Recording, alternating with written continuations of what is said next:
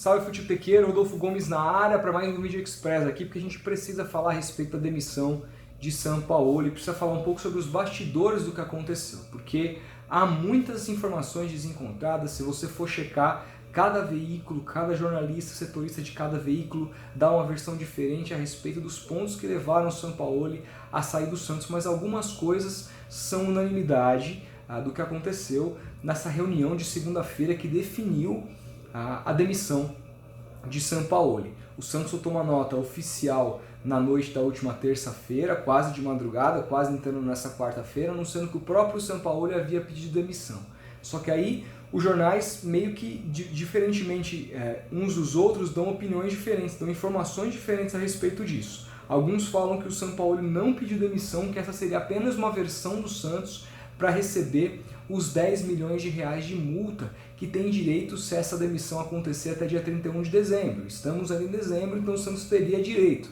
Outros dão conta de que o Sampaoli colocou o dedo na cara do Pérez e disse para ele que ele era um mentiroso e pediu demissão. Isso saiu inclusive antes, isso saiu na ESPN, antes inclusive do anúncio oficial do Santos, dizendo que o Sampaoli havia pedido demissão. Então são muitas as versões e dificilmente a gente vai descobrir o que de fato aconteceu, porque é uma palavra contra a outra, afinal quem estava lá? Pérez, advogado dele, Sampaoli, advogado dele, eles fecharam inclusive o hall do hotel que fica dentro do CT Rei Pelé, para que não pudesse haver informações vazadas nessa reunião que, por unanimidade, foi apurada como muito tensa. Durou aí entre 3 a 4 horas da manhã da última segunda-feira. Sampaoli saiu falando que talvez continuaria no clube, dando esperança ali para os meninos da Árvore, os seus queridinhos, que ele sempre o acolheu desde que chegou ao clube.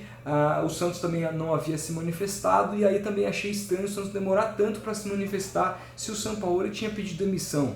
Por que não falou isso na hora? Por que não falou exatamente quando o Sampaoli saiu da reunião?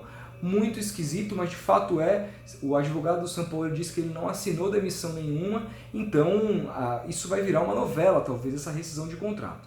No entanto, o Santos já está em busca de um novo comandante, já não conta mais com o Sampaoli, independentemente de multa ou não, e várias questões levaram para isso. A gente não pode abster o Pérez dessa história, embora eu ache que um cara que chega como o Sampaoli, que conhece o clube, está lá há um ano, sabe que o Santos não tem poder de investimento, sabe que essa não é a história do Santos, sabe que o Santos nunca teve poder de investir, sempre todos os títulos que ganharam foi baseado em sua filosofia de formação e não em investimento.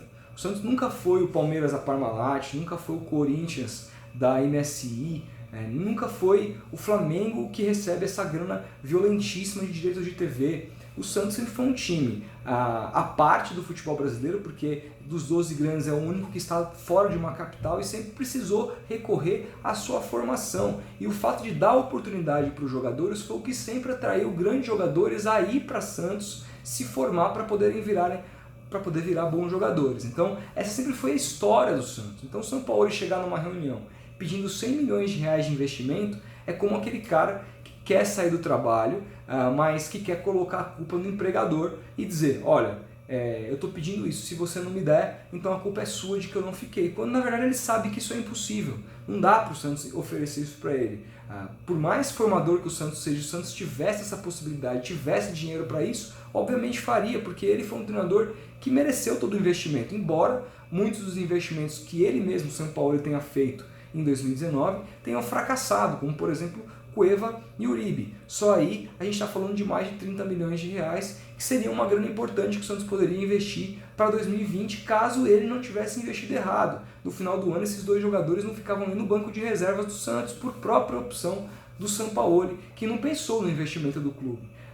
Entendeu? Então assim, são várias questões. Eu acho que o Sampaoli foi para essa reunião com o intuito de não renovar o contrato com o Santos, pedindo coisas que ele sabia que a instituição não poderia dar. Por quê? Porque talvez quisesse já sair, porque talvez já tivesse mesmo acertado um contrato com o Palmeiras, isso a gente vai descobrir nos próximos dias, ou talvez a gente não descubra, vai se noticiar que ele só conversou e acertou depois. O mundo do futebol vocês conhecem, só sabem de fato o que aconteceu às pessoas que participaram. O resto são fontes que informam para os jornalistas e cada fonte tem uma intenção diferente. Então acabam surgindo notícias diferentes em vários portais, dependendo do jornalista e dependendo da fonte, a gente nunca sabe no que de fato dá para acreditar. Mas ainda que o São Paulo não tenha essa vontade de ficar, não dá para abster o Pérez dessa história, porque o clube não tem gestão nenhuma, totalmente mal planejado, um clube que o presidente assume, no mês seguinte o vice-presidente se vira contra ele, por mais que o rolo vice-presidente do Pérez não seja flor que se cheire, não dá para você levar isso em consideração.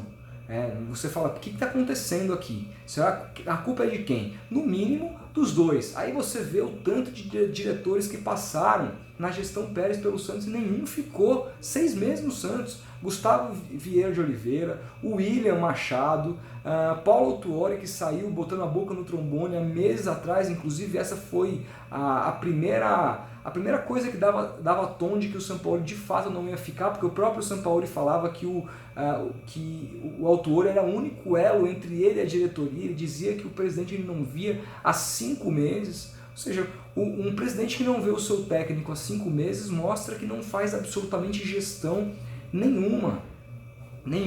E se o Santos não está tão mal financeiramente como na época do Modesto, esse é o único motivo pelo qual não dá para colocar o Pérez como um dos piores presidentes da história do Santos, porque financeiramente, pelo menos, ele fez o mínimo, pagou salário, negociou uma boa venda do Rodrigo que manteve o clube, mas na questão de gestão de futebol, ele foi sempre muito ruim e culmina, claro, na saída do Sampaoli. Acho que essas exigências todas do Sampaoli para ficar eram também por conta da má gestão que o Santos teve ao longo de 2019. Independentemente de dinheiro ou não, se o Santos tivesse feito uma boa gestão, acho que isso poderia ter motivado o Sampaoli a ficar, afinal ele gosta dos jogadores, gosta da temperatura do clube, né, da questão da família que ele montou lá, dos funcionários, etc. Gosta muito da cidade, é muito amado pela torcida, então não havia outro motivo senão a falta de gestão do Pérez para ele ficar. E aí, ainda assim, com muita gestão, se ele quisesse um time que pudesse investir mais, ele teria todo o direito de sair, mas obviamente saía sem esse disse que me disse, de eu pedi demissão, não foi eu que mandei.